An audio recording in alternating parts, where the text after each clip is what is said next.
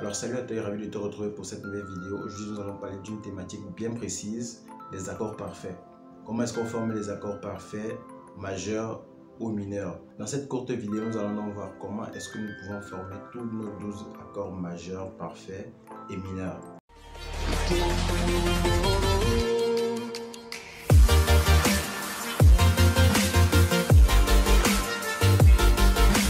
Alors si tu ne me connais pas encore, moi c'est Johan, coach particulier de musique depuis 2016. Et au travers de cette chaîne, j'aide les débutants, on va dire comme ça, les débutants et semi-professionnels en tant que pianiste ou alors guitariste à pouvoir ajouter une plus-value sur leur jeu. Donc si cette thématique t'intéresse bien, je t'invite à faire deux choses. La première, c'est de t'abonner à cette chaîne. Ensuite, tu actives la cloche de notification pour ne plus manquer les futures vidéos que nous allons mettre en ligne. Si tu n'as donc pas encore vu nos contenus précédents, je t'invite à te balader sur la chaîne. Tu auras certainement des thématiques qui vont t'apporter quelque chose en plus de ce que tu as maintenant. N'hésite pas à partager les vidéos à ceux qui, comme toi, auront peut-être besoin de cette vidéo pour pouvoir évoluer dans leur jeu. C'est très important. Et puis lâche un gros pouce si la vidéo t'intéresse. C'est très important aussi pour le référencement de la vidéo. Avant de commencer, je tiens à te rappeler que j'ai créé deux formations. Une au piano sur la gamme diatonique majeure et l'autre à la guitare. Comment est-ce qu'on joue à la guitare, comment est-ce qu'on joue les barrés, etc. Si tu es donc intéressé, je te laisse les deux liens dans la barre de description. Vas-y, clique dessus et puis on se donne rendez-vous de l'autre côté pour travailler. Alors maintenant que tout est dit, allez, passons sur mon clavier. Alors salut à toi et ravi de te retrouver pour cette nouvelle vidéo. Aujourd'hui, nous allons voir les accords parfaits. Qu'est-ce que c'est qu'un accord parfait et comment est-ce qu'on les trouve? Alors je vais te donner les accords parfaits numéro 1, on va dire comme ça, parce que vous pouvez avoir deux types d'accords parfaits. Nous avons les accords parfaits avec 3 notes et avec 4 notes. Alors aujourd'hui, on va parler donc des accords parfaits, les accords parfaits avec 3 notes, ok? Vous savez, au piano, on a le Do, Do dièse, Ré, Ré dièse, Mi, Fa dièse, Sol dièse, La dièse, Si. Ou encore Si bémol, Sol bémol, Si bémol, La bémol, Sol bémol, Mi bémol et Ré bémol. Ok? Toutes ces 12 notes ont chacune des accords parfaits. Ok? On va prendre les accords parfaits majeurs. Ensuite, on va prendre les accords parfaits mineurs. Alors, pour former un accord parfait, je vous ai déjà parlé de ça dans une précédente vidéo. Qu'est-ce qu'on fait? On se dit, bon, ok, on se place sur la note. Ok? On prend la note de Do par exemple. On veut l'accord parfait de Do majeur.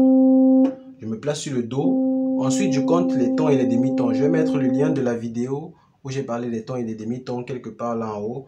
Vous allez essayer de regarder si vous n'avez pas bien compris le principe des tons et des demi-tons.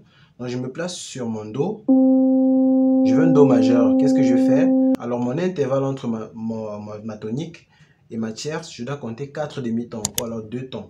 Donc, ça va faire demi, 1 et demi, 2.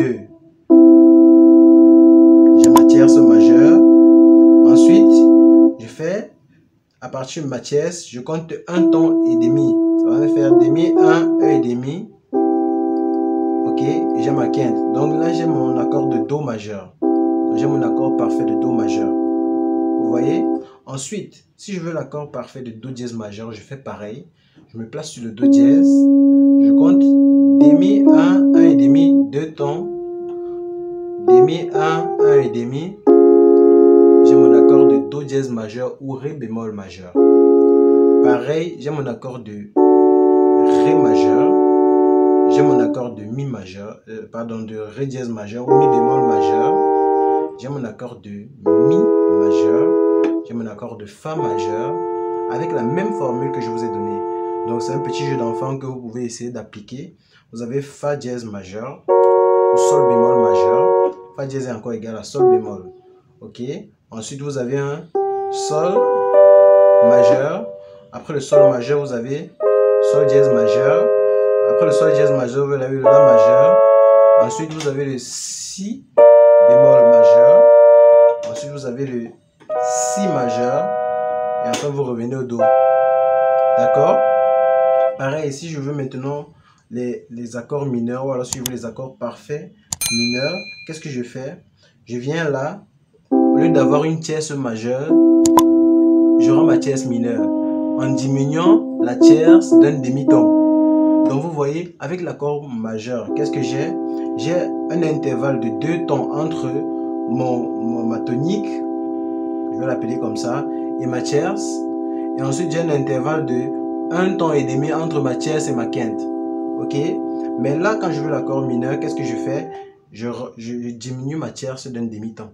Donc, j'aurai maintenant un intervalle de 1 ton et demi entre ma tonique et ma tierce. Ok? Et ensuite, j'aurai un intervalle de 2 tons entre ma tierce et ma quinte. Ceci étant dit, j'ai donc mon Do dièse mineur, Do mineur, pardon. Ensuite, Do dièse mineur ou Ré bémol mineur. Ensuite, Ré mineur. Ensuite, Mi bémol mineur. Ensuite, Mi mineur. Ensuite, Fa mineur. Ok. Ensuite, Fa dièse mineur. Ou alors Sol bémol mineur. Ensuite, Sol mineur. Ensuite, La bémol mineur. Ensuite, j'ai quoi? Un La mineur. Oui. Ensuite, j'ai un Si bémol mineur. Ensuite, j'ai quoi? Si mineur. Et enfin, je reviens au Do mineur. Donc voilà, vous avez dans les accords parfaits majeurs et mineurs, les 12 accords parfaits majeurs et les 12 accords parfaits mineurs au piano.